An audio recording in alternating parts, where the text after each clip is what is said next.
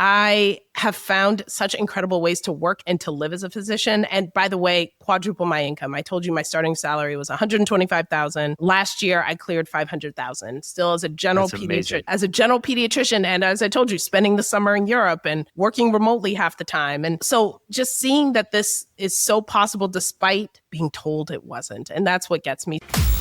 Welcome to the Physicians and Properties Podcast, the show where we teach you how investing in real estate can give you the freedom to practice medicine and live life how you want. Doctor! Doctor! Doctor! Doctor! Doctor! Now, here's your host, Dr. Alex Schloe. Hello, everyone. Welcome to another episode of the Physicians and Properties Podcast. Boy, do we have a super fun episode for you today. This was an incredible episode with today's guest, Dr. Naomi Lawrence-Reid. She is a board-certified pediatrician and the founder of Doctoring Differently. She has been doctoring differently, and she has made it her mission to help physicians like you and me discover non-traditional clinical and non-clinical jobs that create more flexibility, income, and joy in our lives and careers. In this episode, we talk about all kinds of different non-clinical paths, such as locums, per diem, VA disability exams, expert witness work, medical, Botox, and aesthetics. So many really cool things that she's doing in so many ways that might be able to help you break the golden stethoscope or break the golden handcuffs, if you will, and practice medicine and live life how you want to. So without any further ado, let's get started with today's episode with Dr. Naomi Lawrence-Reid.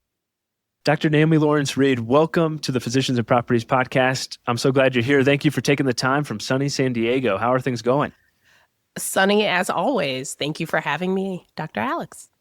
Yeah, absolutely. Really glad to have you on the podcast. It's been fun following your journey along on Instagram, Doctoring Differently, and it's been really cool to see how you've been doctoring differently. And for example, if I'm not mistaken, you just came back from a locums gig. Is that correct? That is correct. I have been doing locums since pretty full time since 2019. So it's been about 6 years, and I'll fly somewhere or drive somewhere, come home, but it's been not the heavy lift that I think a lot of residents or early career docs think it is. So happy to get into it more.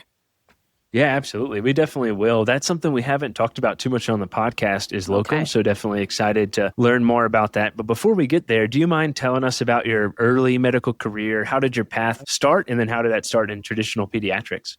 Right, sure. So I did my residency in New York City, a general pediatrician. I imagined a pretty typical career as a full-time clinical pediatrician. I actually thought I may work in a pediatric ER. So I moved to San Diego right after residency. I began working in a pediatric ER as, I hadn't done a fellowship yet, but it just was working, and quickly learned, this was in my early 30s, quickly learned that this was just not a career that I could see myself doing for the next 30, 40 years. In an ER, of course, you're working overnights and weekends and holidays, and it's just a very, very constant grind. And at the same time, being a pediatrician, falling to the very bottom of any physician pay scale. Within, I would say, 2 years, I began to start to look up and look around and think, okay, what else is there for me?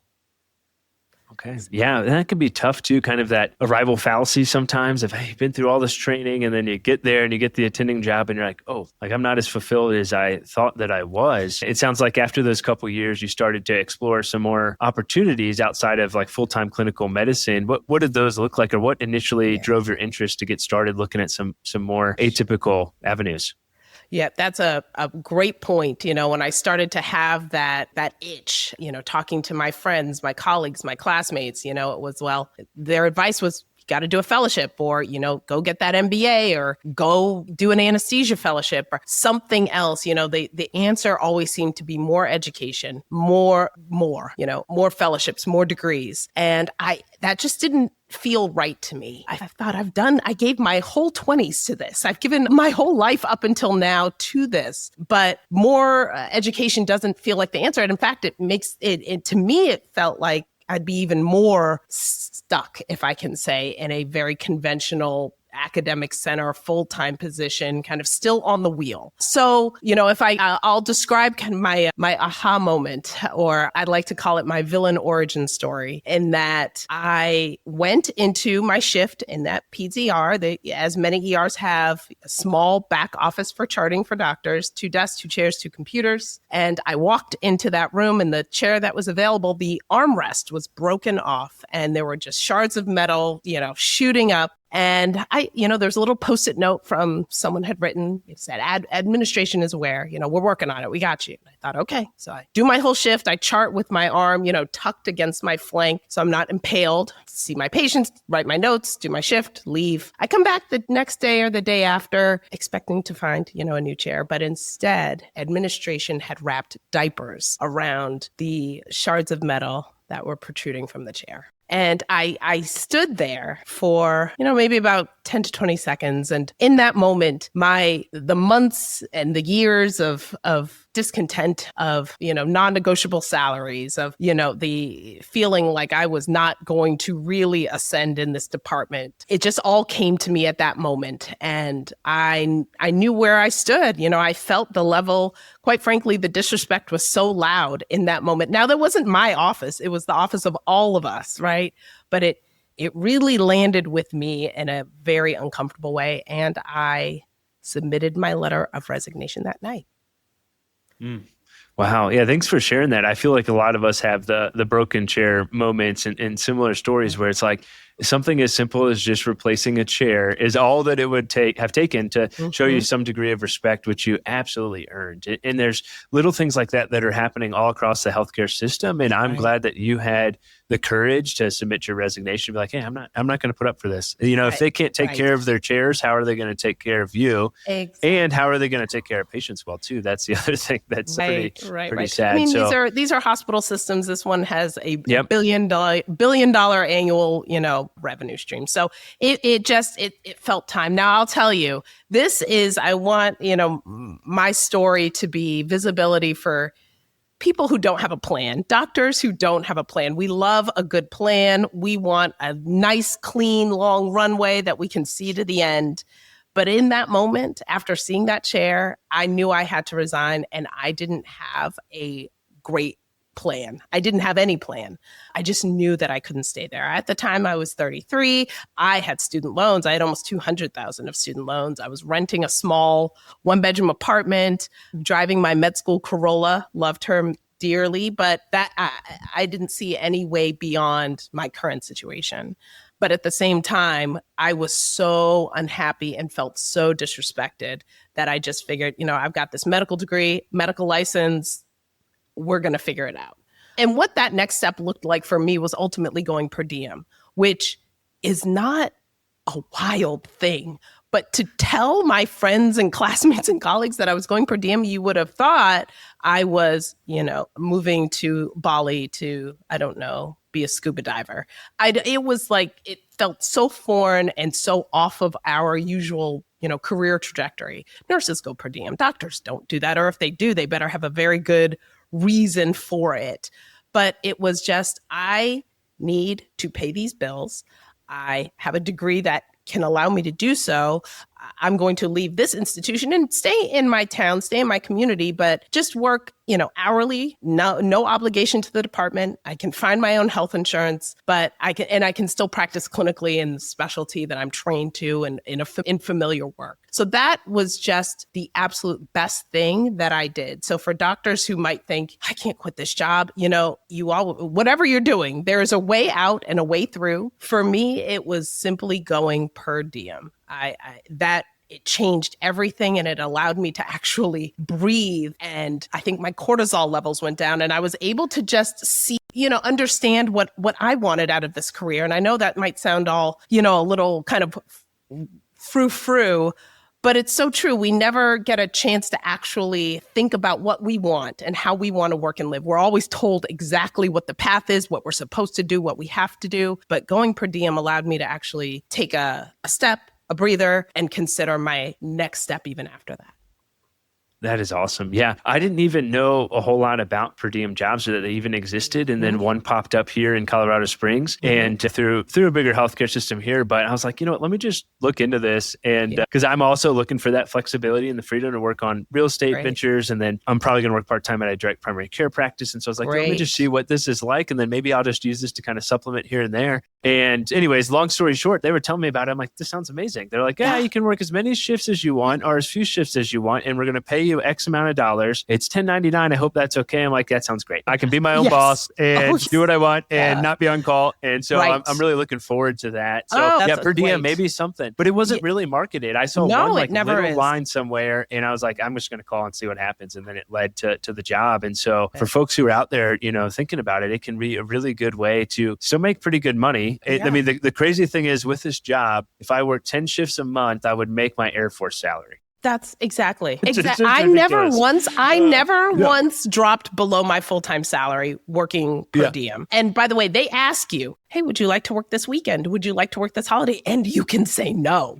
We're not used to we are voluntold to do things and we're not used to having even that option to say no. But even having that option felt like such a win. It was a great first step. And by the way, you just displayed a great point that I teach a lot of my students about, which is just pick up the phone, call, inquire. Even if a lot of people, you want to wait till you see that perfect high paying job that's fully remote. And then you'll maybe call if you meet all the qualifications. But if you see something that even slightly interests you, it costs nothing to pick up the phone and call and ask. So great job. Yeah. Absolutely. Well, thank you. Yeah, I appreciate that. And I think too, if some folks listen to this are probably thinking, well, I want to start like a direct primary care practice or I want to do concierge medicine or something else that requires some time in building up a practice. Like this is a great way where you can build up your practice, still have some good income coming in, but still have the flexibility and the time to do that. And so I think it's a really great opportunity. So thanks for bringing that up. Yeah, great point. Yeah. It doesn't have to be, I quit my full-time clinical job right now and I just step out and I'm now a full-time entrepreneur or full-time pursuing a new venture. There can be a nice ramp up, ramp down to your next,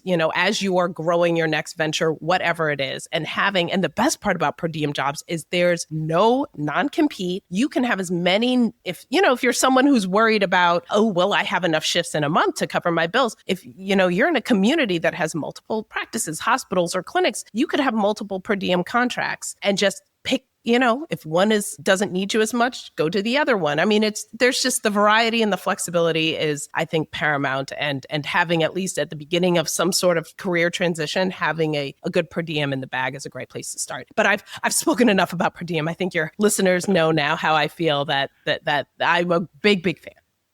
Yeah, I agree. I'm looking forward to it. It'll be a couple months before I start there, but looking forward to having that flexibility for sure. Well, per diem, love that. What are some other kind of atypical medical paths that you've gone down or learned about or teach about? Right. So locums was the next one. And I'll tell you, as a pediatrician I trained in New York City, locums was a bad 6-letter word. And my administration residency admin directly told us, do not pick up the phone when they call, do not respond, do not engage. They are so pushy. Before you know it, you will be, working a 3-month shift in Arkansas. And in my mind, I'm from the East Coast, Northeast. I live in California. I thought that locums was only A states or states that begin with A. And there's absolutely no shade to states that begin with A, but they were always just very far from where I lived. And that was my assumption of where all locums was. It was, very rural. It would have taken, 3 flights and a train and a bus to get there. But, I think by the time you're a second-year resident, you're getting calls and phone calls, texts. How did they get my number? And they're starting to reach out and they may mention big numbers. And maybe you'll hear from one, or maybe you see small numbers. Either way, I think if you're primary care, you may see numbers you don't like from recruiters. But soon after I started going per diem, and again, just had a second to breathe and be and live and pay my bills, but not be going. I called a recruiter back, or I answered the phone when she called and just had a conversation and ended up, I told her, I was like, I'm in California. I don't want to get another medical license at this point, but I feel like this is a big state and I should be able to find something here. And it took a few conversations back and forth, but I was able to find a locums gig, or she presented one that was a 3-hour drive from where I lived in San Diego. Initially, again, I've over time negotiated higher and higher rates. But at the time, I was making more in a week than I was making in 2 months at my old job. Wow. I was, able to make, let's see, $2,000 a day flat. There are a few different ways of how these pay structures can go. But, at the time, I was able to make $2,000 a day with a $200 an hour for any callback or any work in the hospital, malpractice covered, travel covered, and a 1099 as you described. So as a 1099, you're able to enjoy the world of tax deductions if you have your own kind of corporation, as you know, much better than a W-2. So over the course of the years, I was able to, really pay back my loans and enjoy a really good lifestyle for me, where I would just go away for maybe a week, work straight, but then come home and have the rest of the month, my bills paid and then some. And then that kind of opened the door of my curiosity to say, okay, now what else can I do? One of those next was veteran disability exams. And you mentioned that you are soon to separate from the Air Force. Congratulations. Thank you for your service. Thank you. I am not military. I have no military in my family. Despite living in Southern California, where there is such a military presence, I really didn't know much about it. And I connected with a friend on a past kind of colleague that I'd met, reconnected with her on LinkedIn. She was a family medicine physician. And I was seeing all of this on her LinkedIn. I was seeing all this veteran work. And I thought she was, family medicine, in the clinic up in Oceanside. And I picked up the phone and we connected. Her husband was a 22-year retired Marine vet. And she decided to, kind of pool their knowledge and start doing veteran disability exams. And I then joined them and began doing veteran disability exams, really just out of kind of curiosity. And I'm not going to lie, a little bit of boredom. I was making so much at locums and I had nothing to do when I was back home. And so I thought, sure. She was so excited about it. And I began doing it at the beginning of 2022. Yes, that sounds right. And nope, 21, the beginning of 21 and January. And it was, I was by that point, I had not touched an adult in a clinical sense in 10 years. Pediatrician, right? I just hadn't. These are non-clinical, non-diagnostic, non-treatment exams. Veterans, they themselves, file their claims of what, an ailment and injury that they may have sustained or got worse in service. And then as a physician, a third-party physician, military physicians cannot do this work. They need a, impartial third party. We assess the claim. We are presented with their medical records. We can corroborate any x-rays or imaging or visits that happened in service. We'll do a brief physical exam. These are often musculoskeletal claims. So it's range of motion. Maybe it's measuring a scar and kind of completing a questionnaire and returning it to the VA. So again, it's 9 to 5 or not even, I'd say probably 9 to 2. It is, again, clinical. Veterans are so friendly and polite. I think initially I thought there might be, hardened war vets with a prosthesis slung over their shoulder. It's not that at all. It has been just wonderful, very, very nice, American service members who have served our country. Some have been deployed, some not, some have stayed domestic, but all with great stories. And ironically, I feel like it's made me a better pediatrician. I really enjoy just talking to them and hearing their stories, but also a reintroduction to, what medicine looks like in their age demographic as well.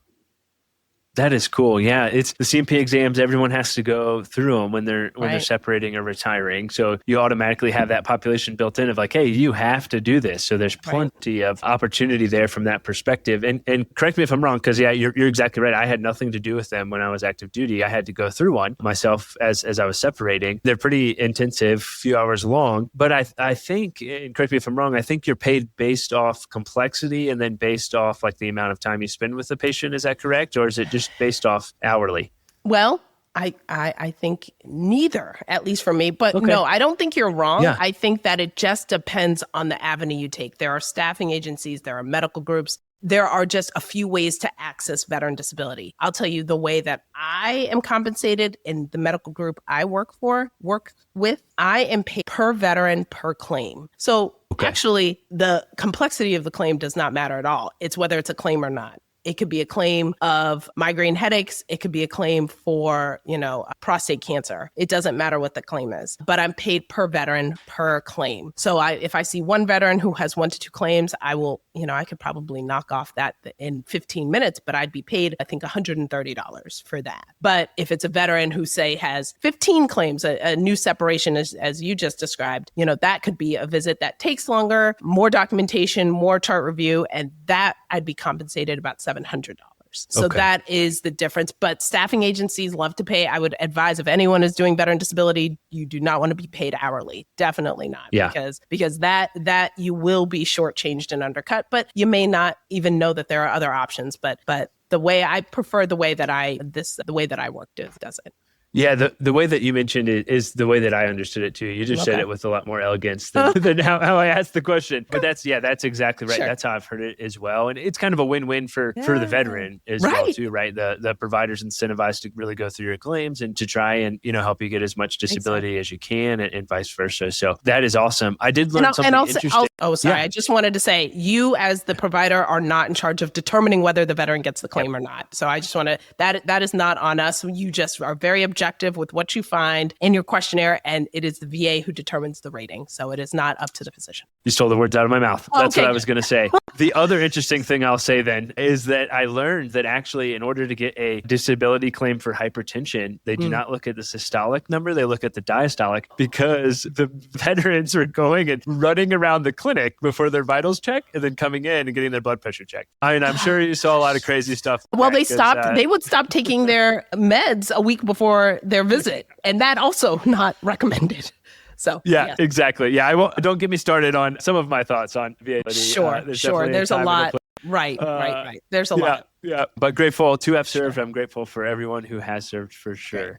Awesome. So we talked about per diem. We talked about locums. We talked about VA. Am I missing anything? Anything else you'd like to add? Yeah, I could. I mean, in the interest of time, I've done a lot. As you can tell, I kind of got the bug of, what else didn't they teach us? What else is available to us? They would have had me doing a 3-year GI fellowship when instead I'm having so much fun doing all of these other things. I am more than quadrupling my salary when I was a full-time pediatrician, where my starting salary in 2014 was $125,000. And, I was told that was the best I'd ever get. That's just, the peds, la, la, la, la. And I thought, no.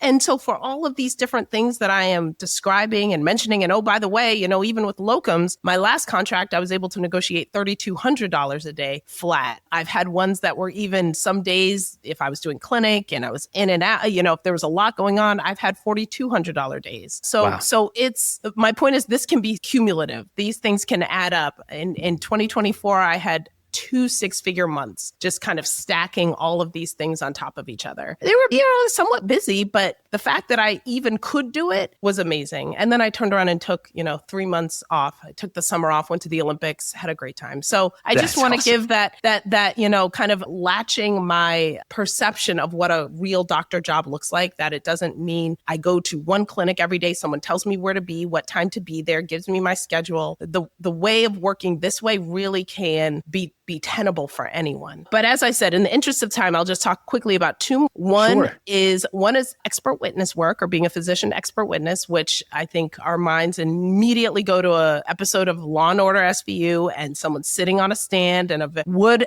all over the courtroom, and an angry lawyer slamming his, hand on the wood in front of you and telling you didn't go to med school. And it is not that. I just know that that's where our mind goes there. And then we also think that it's always malpractice, that is the only intersection between law and medicine. And that is not true. I'd say in many civil cases, the civil cases that I've worked on, I've been doing this work about 4 years, less than 30% of the cases I've worked on have been malpractice.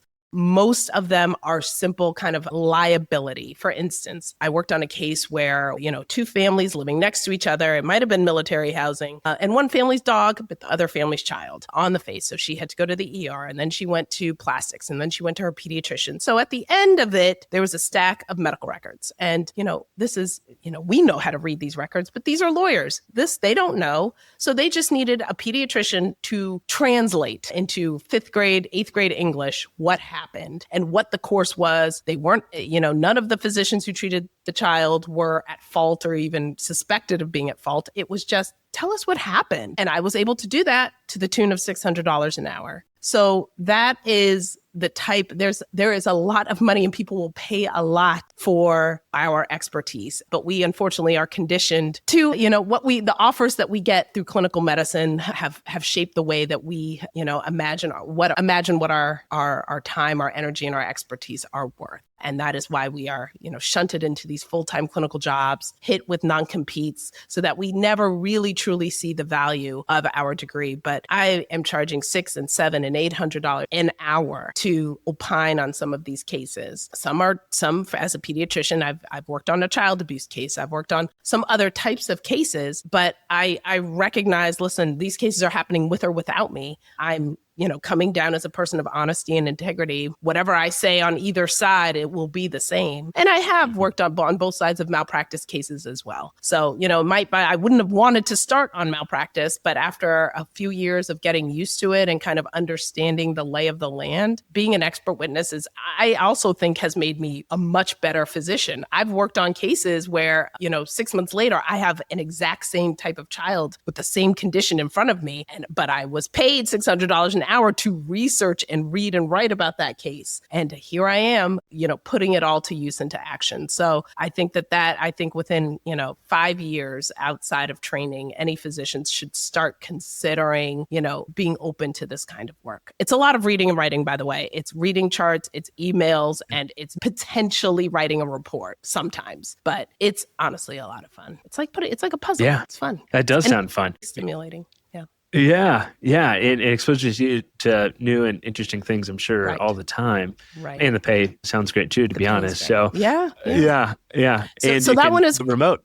Exactly. It is. I've not seen a single lawyer in person. In fact, last summer I was working on a big case last year. I from the beginning it was going to trial, so that was not a surprise. But I'd been doing this for a few years, and I was like, okay, I'm ready. I can do this. But by the time they told me the trial date, I already had my trip to Europe planned, and I was there for 6 weeks over the summer. So I told them, I said, listen, I'm happy to be an expert if it can be done remotely, but you're telling me this date a little late, and I already have my summer plans. So I testified remotely via Zoom for a San Diego district court from, it actually went 2 days. So the first day I was in Vienna, Austria, and the second day I was in London. And I'm sitting there with blazer up top and shorts on the bottom and being paid $700 an hour to talk about this case. But also I knew this was coming. So I was reading and writing and doing things kind of throughout my summer, a few hours a day, maybe, and being paid an incredible rate. So through traveling around Europe last August, working on this case, I earned $20,000 not in the United States. I feel That's very awesome. blessed. I feel very blessed that I was able, that happened, and it can happen for any of us. Yeah. Wow, absolutely. Well, that is awesome. What a cool way to travel, get paid. And it sounds like still have the freedom to explore and do all the things that you wanted to do while you were traveling. So I would imagine hopefully that paid for a good chunk, if not all of your trip, which is cool. Yeah, exactly. So, and another thing about, both this work and veteran disability work, these are clinical. So you are not restricted to your state of licensure. You have an active state medical license in any state. You can participate in this work across state lines. So locums per diem, yes, you need that medical degree for that state that you're practicing in. But a lot of this non-clinical work, state licensure is not significant in that way. Okay. Wow. That is good to know. Yes. And the last one I'll tell your listeners about is probably somewhat ubiquitous, and I think they've all heard of it. And that is aesthetics. That's Botox and filler practices. I'll say in 2017, I was at a dinner party, and a friend's dad I think he was a cardiovascular surgeon in Iowa. He's, sitting around and saying, hey, you guys should, looking at me and some of these other younger doctors saying, you guys should start a Botox and filler practice. And I looked at him so indignantly and I said, I'm a real doctor. I would not ever do such a thing. And he's like chuckles to himself. And he said, listen, I get it. He said, but you're in Southern California. He's like, I'm doing great in Iowa, like of all places. And I thought about it. And I went back to him a little while later and I thought, but I'm a pediatrician, I'm not derm or plastics. And he said, you suture kids' faces in an ER. That's harder. That is harder than this. And I said, you have a point. So I ended up just taking an afternoon class. A lot of there are some classes that are mobile, that travel. We'll come to a city, rent out a ballroom at an Omni hotel,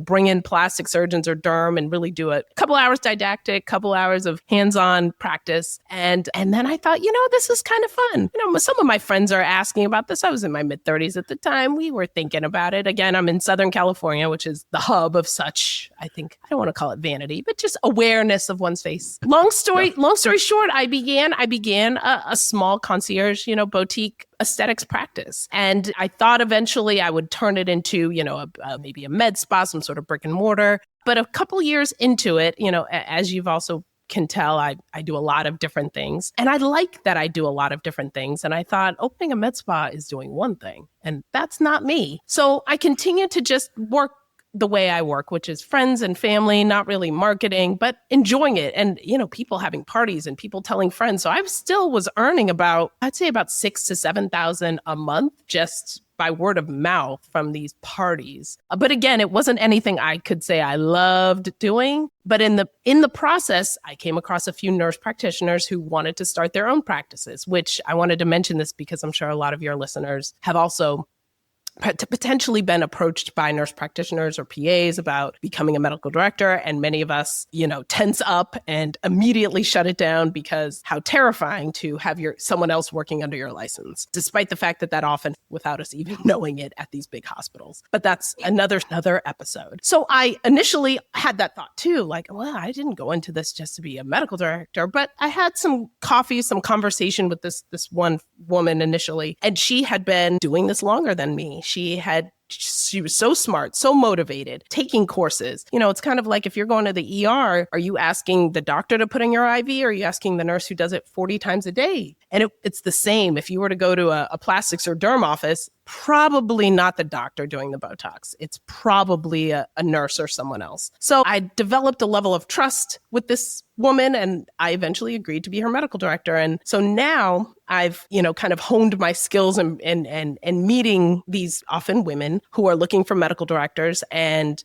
we're reviewing their charts. I understand their education. They know their limits. They know I'm close. They know what to do. We've written orders. We've written like I said, the consents, the physical exam. And so this is something that is somewhat passive income to be able to be their medical director for their small practices. And I charge them $1,000 a month to be their medical director. So that is somewhat passive, but it is just a way, I'd say, if you have been approached or any of your listeners have been approached, I think that there's absolutely space in the state of California. Nurse practitioners still do need physician oversight. I know in some states they can work independently entirely by themselves, but in California, they still do need a physician to oversee them. And so I think that there can be a relationship there. It can be profitable for both of you. And it can be a great, I think, learning experience and learning tool.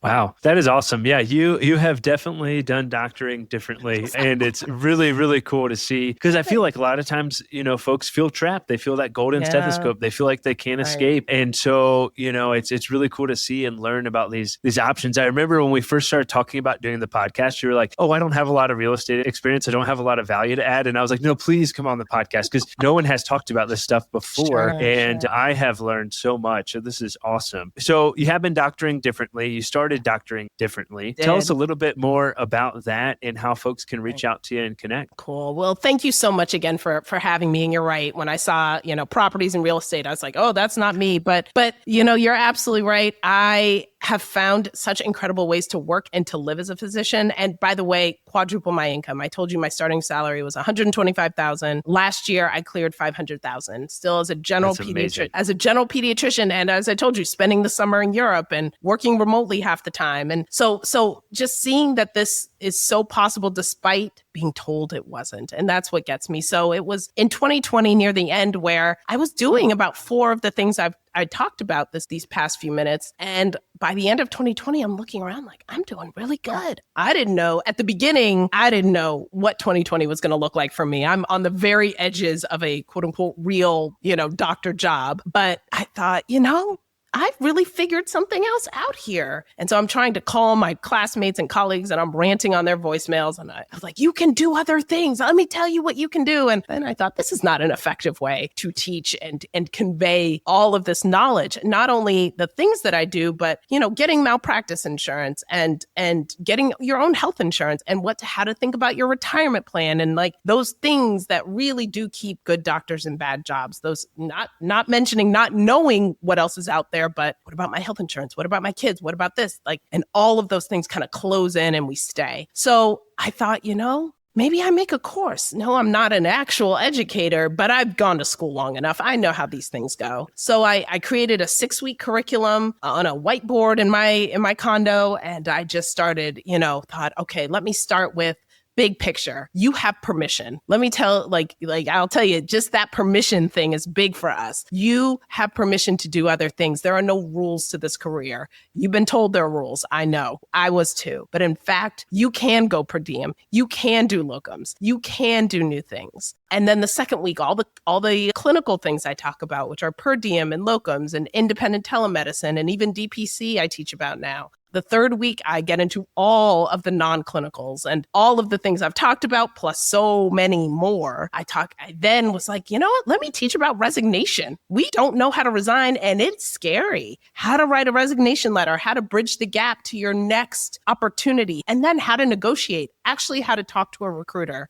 These are, as we talked about with veteran disability, there are many ways that compensation can work, and we don't know. We don't know what they are. So we don't know how to negotiate. We don't know what our power is there. So doing a whole module on having these negotiation conversations as well. So that in August of 2021 was when the first Doctoring Differently cohort of students came through, of physicians across the country. And so now I've been teaching this for almost 4 years. I've recorded the course. So it's a digital, almost 9-hour course. And I update it often with all of these lessons and modules about each of the things that we've talked about on the program and so much more. So that's what Doctoring Differently is. We have monthly Q&A where the whole community gets together. I may give a short lesson, but we're also answering each other's questions and new things we find out, new things we've done, successes, negotiation successes, we talk about and share. And it's been physicians of all specialties, I'll tell you. It's been amazing to watch. We are all the same, ultimately. That's amazing. Awesome. Yeah, it's so cool to just see what amazing things you're doing, see what other things that physicians are doing. It just really opens your eyes to all the possibilities that are out there and gives you insight into hey, this is what I need to do. This is how I can do it. There's other people who have done this before, and getting in the right rooms is so huge. And so it's awesome that you're offering that for folks. What's the best way for folks to follow you or to reach out and learn more? Is that through social media or? Yes, they can find me at Doctoring Differently on Instagram, on Twitter or X, Facebook as well. And then they can go to doctoringdifferently.com. And that's where you can find all of the insights, all of the things I talk about, and join the course, join the community. This is where it's at. This is where you start. You don't have to have the long runway necessarily. You don't have to have all of the answers before you maybe resign or make a change in your career, but come get the exposure and the education and the knowledge and the community all right here. That's amazing. We'll be sure to include all the links in the show notes for Doctoring Differently and how you can reach Dr. Naomi Lawrence-Reid. This has been awesome. Any parting shots? Anything you want to add before we wrap things up? Just want your listeners to know there are no rules. So if you've been thinking to yourself, I can't quit, I have to stay full time, you don't. There are so many options available to you, and you don't need permission, but if you do, here it is. You have permission. If you want to do something new, explore something new, you've heard the things I'm saying. You hear the things that Alex is talking about on this podcast every week, all of these investment opportunities, and maybe you're sitting on the sidelines and thinking, it's too risky. Oh, I don't know. You're still going through it in your head, get to a place where you can do it. I promise you can. We're living, we're learning, but we're making educated choices, and you can do anything you want. That sounds amazing. I'll add one more thing to it that I think will be helpful. Worst comes to worst, say doctoring differently does not work out. You can always go back to your clinical job. Oh, so your biggest fear is your present day reality. That's true. It's true. And I'll tell you, I think doctoring differently is so successful because I am still doing the things. As I told you, I just left a locum shift. So I teach about locums, but it's not like, oh, I did it once 10 years ago. I'm still doing and negotiating and growing and learning. So this is a very live and active and a living group. So, and I know yours is That's as well. awesome. So thanks for what you do. I'm learning so much from your podcast and your platform. So thank you for sharing your knowledge. Awesome. Thank you so much. Well, hey, it's been awesome. And with that, we'll wrap things up. It's been Dr. Naomi Lawrence-Reid and Dr. Alex Schloe with another episode of the Physicians and Properties podcast. Signing off. Hey, real quick, if you're still listening to this, I'm assuming you got value from it. So I need your help specifically. My 2-year vision with this podcast is to help 100,000 physicians learn how investing in real estate can give you the freedom to practice medicine and live life how you want. There are 2 main ways that a podcast grows. One is through ratings and reviews, and the other is word of mouth. If you can please leave me a 5-star rating and review on Apple Podcasts and Spotify, as well as send this to 1 to 2 friends that you think would get value from it, we can reach the physicians that we want to reach. Thanks in advance, and talk to you on the next episode. Please note that the information shared on this podcast is for informational purposes only. It should not be considered financial, medical advice. The views expressed on this podcast are those of the host and the guest and do not necessarily reflect the views of the Department of Defense or the United States Air Force.